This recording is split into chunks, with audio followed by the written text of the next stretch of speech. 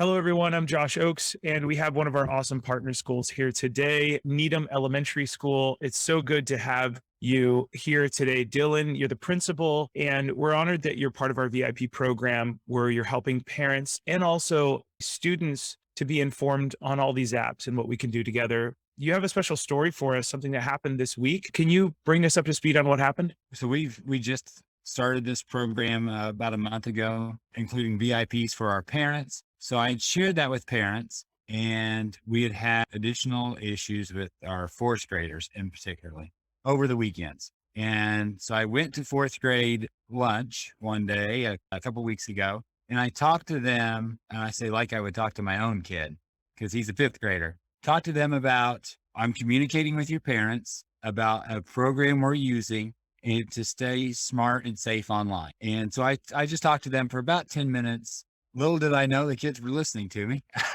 And this week, a student came to me and he had a number written on a piece of paper. And he said, Mr. Purley, I need to tell you about this. And I said, it looks like an IP address. What about it? And he said, I learned on TikTok over the weekend that this is a bad site. I said, tell me more. And he said, well, watch. So he gets his Chromebook out, he types it in, and it takes him to a website that's like a search engine, but it routes around our firewall. And he said, look at this. I can go to any site I want to. He typed in YouTube, which is blocked, but for students in our district, pulled it right up. And he said, you need to block this so other kids can be safe. And so it was really neat. You could tell he was taking pride and ownership in keeping his peers safe and just letting me know, like, hey, here's a site that I've learned about that's bad for kids. So I thought that was really cool. Then he added on, he said, well, there's another one that was another similar thing. It comes up, you type in a certain code, and you can go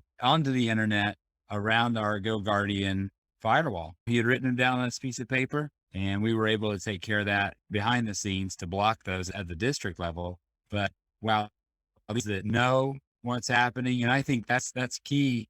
Our kids are activating their knowledge and skills and then advocating for their own safety and for other kids' safety. That's awesome. What would you tell other principals to get students to do that? What ideas do you have there? Talk to your kids. That's what I tell parents, and that's what I tell principals, right? Like they're our kids. We say that when we're in school. These are our kids, and we're responsible for their safety. So talk to them, build relationships with them. I'm proud that this fourth grader, who I've known even before he was in school, I know I'm in preschool.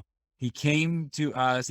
Comes to me as a fourth grader, and he knows I'm not going to get in trouble. I'm reporting this as a problem with safety. And so he knew coming to Mr. Purley was a safe place. And I let him know, I bragged about him to a few other people in front of him.